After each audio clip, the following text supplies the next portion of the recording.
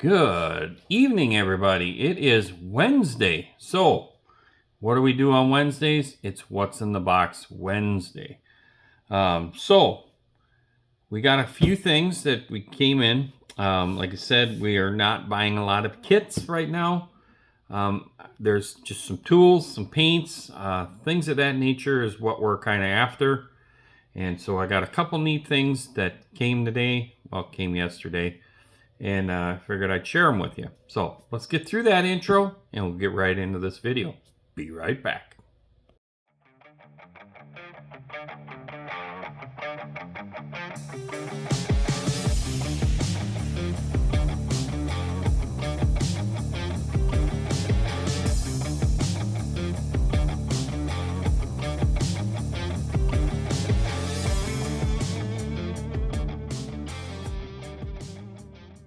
Alrighty. So to start, one of the things, I'm not going to open it up right now because I'm going to do a whole tutorial video on it.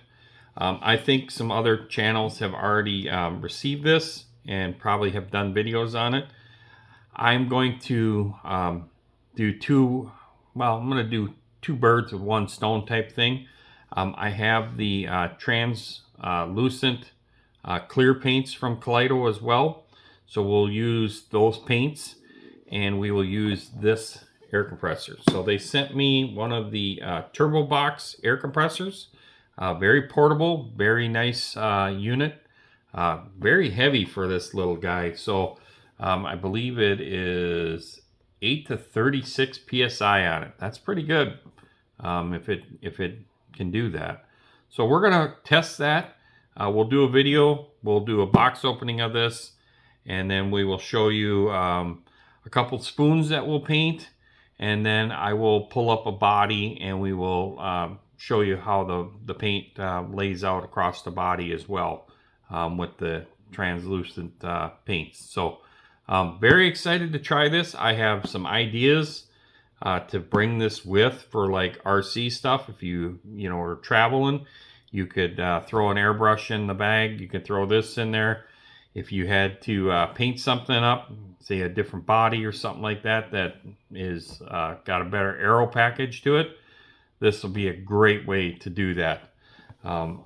Gallery and a lot of people know that I love my air compressor setup versus these hobby type air compressors. And so this is going to be very interesting if this thing will impress me, because I like to know that the air is consistent, and that's something that you're going to have with a tank versus something that is always running as it's demanding.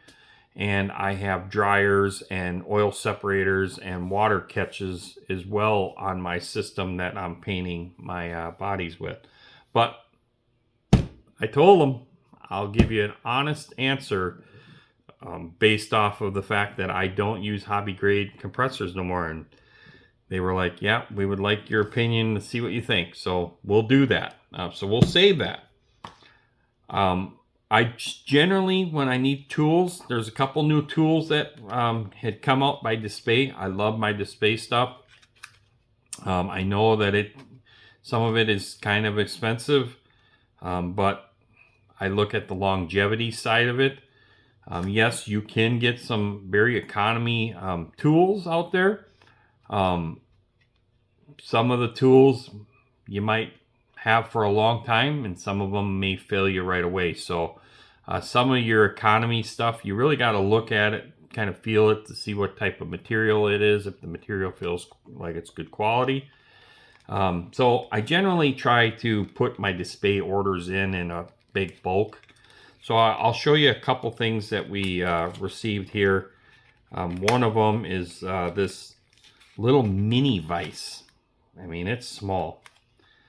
So let's get this thing open here. This box is really stiff. Holy moly. It's going to end up just getting ripped open here in a minute. So they do a really good job packing their stuff. They got a cutout foam piece here. So this thing here interests me as far as having something to hold little pieces of metal. like if I'm making 4-link brackets, the parachute handle, stuff like this.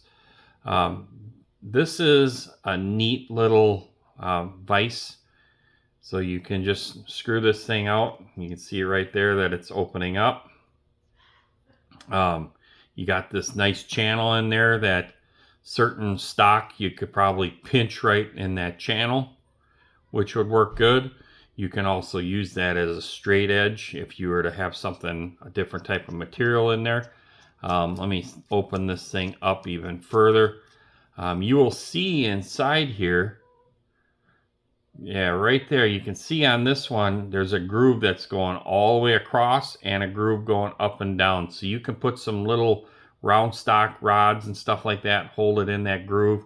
You can face it, you can do whatever you got to do. This is a really neat little vise.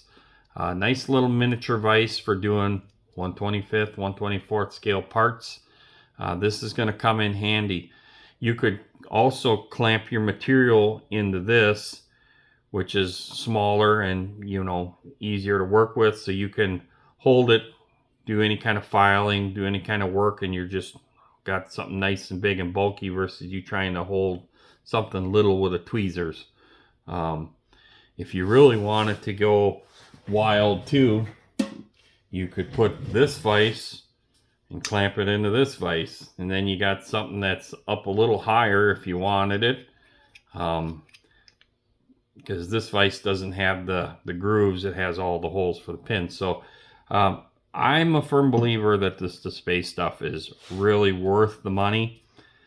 I generally order this stuff right from them, and it takes a little bit longer to get here, but it's a lot cheaper. Again, another Despace. We'll show you another one that we picked up out of the group here. We'll just do 2 for tonight. And it's another vise that is just a plethora of ways of processing material. This one here was some sort of a package where it came with a glass file as well. So I figured, what the heck, it was not that much more for this package versus just the regular. So we did it. And it is what it is at this point. I've got a few of these glass files. I have the, what the heck is the brand? Is it Steady? I think they're called Steadies. So I have that one. And I've used them a few times. They're pretty nice. Again, it's they got a nice case that the file's in. Cover comes off. Really, really nice. I mean, look at that. That is a, look at that reflection. That is a beautiful file. Wow, it's got some bite to it. Really, really nice. So yeah, I mean, like I said, it was maybe $1 more to get this file added as a package kit with this thing. So I figured, well, it must be a popular file that a lot of the modelers that are buying these products are probably using with this particular vise here. So let's open this guy up, show you what this guy all entails. Again, their boxes and their packaging is just phenomenal. Really nice stuff. They always give you a thank you card. Generally, a lot of their stuff has these little wrenches in there. You can see here the foam liner. Let's flip this over. Everything's in there snug as a bug in the rug. This thing is really a neat vise. Lots of different options here for you to process material. I mean, look at that. You've got different channels here to lay your material across.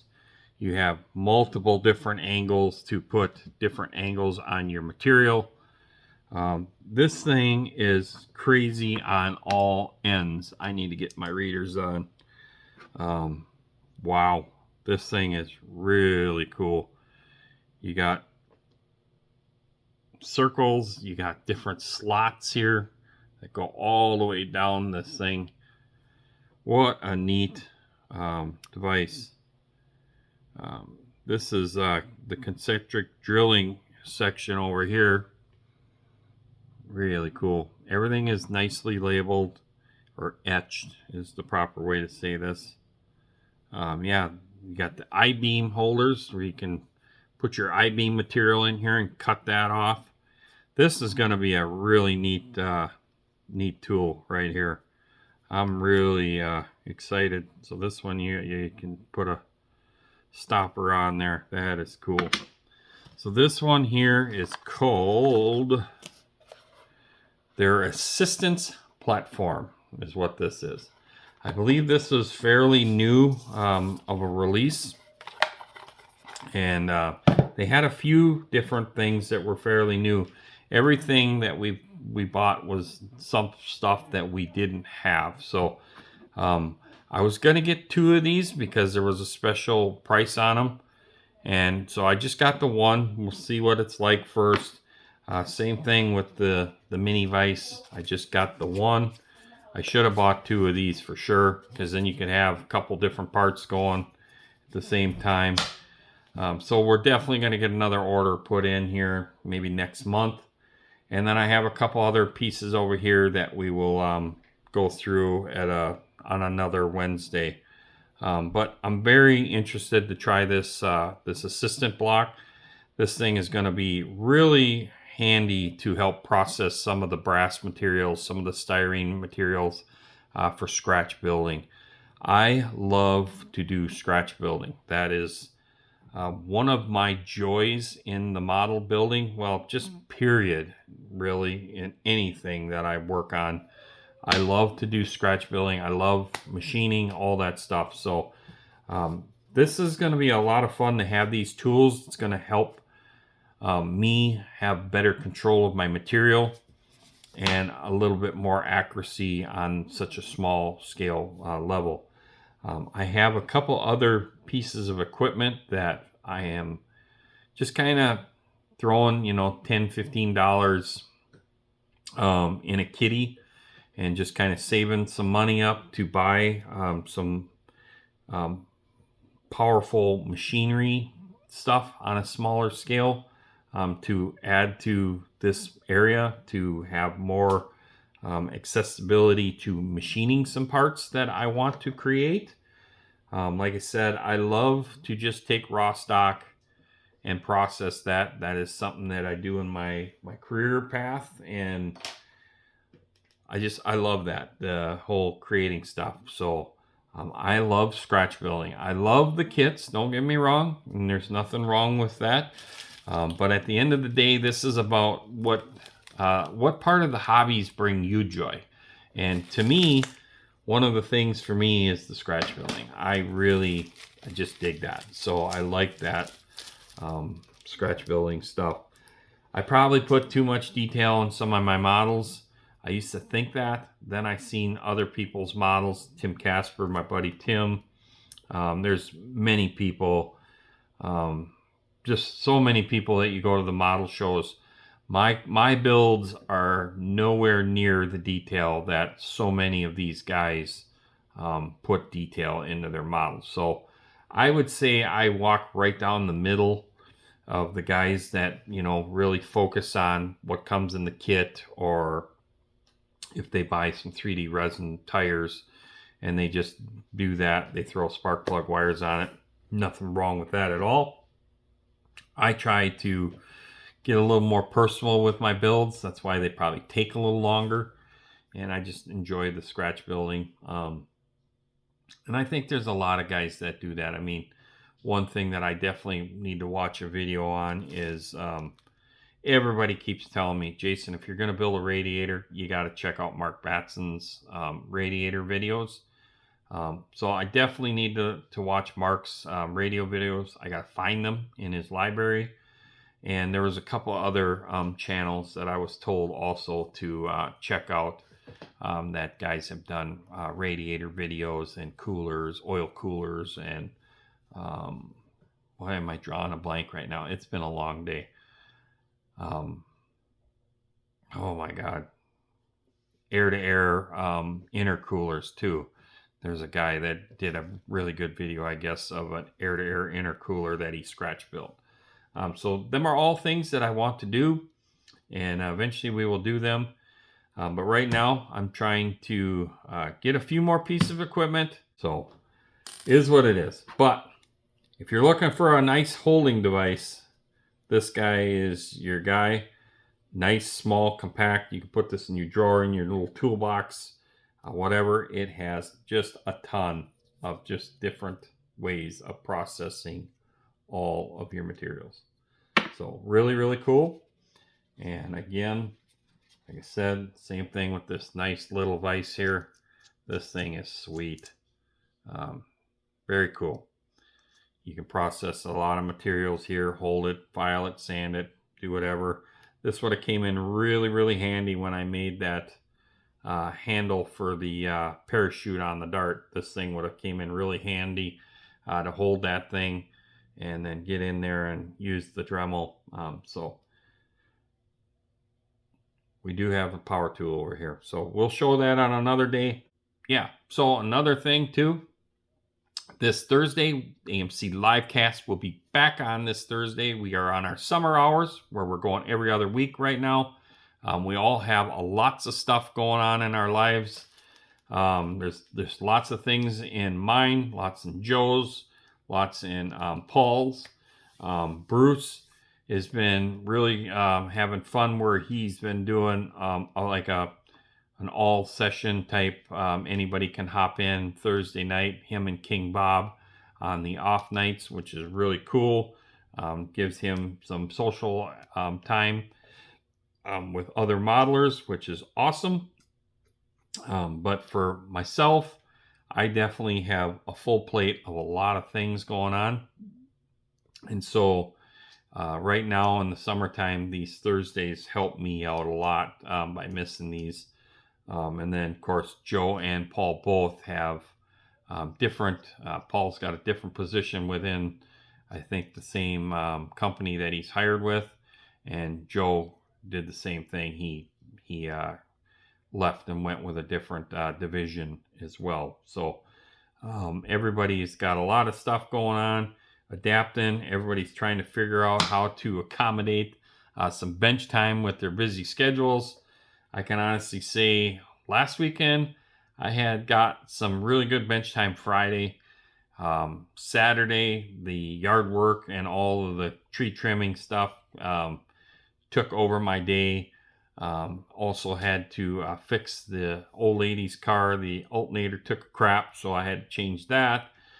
So the whole day was just consumed with yard work and stuff going on. And then Sunday I was pretty pooped out, and be honest with you, kind of didn't really feel that good on Sunday. I was kind of out of it a little bit, very congested, and felt like shit. So I really didn't do much on Sunday at all. So is what it is. This week we're sitting out here this week, so we're going to get some bench time on the Tri-5s tonight, and tomorrow we will be on the AMC Livecast. So we'll see you all tomorrow. Remember, if you like this content, you want to see more of these tools or tutorials, or if there's certain things you want to see on any of these tools, you want me to point out before you go down and finally make the purchase for something like this, feel free to message me, leave me a comment.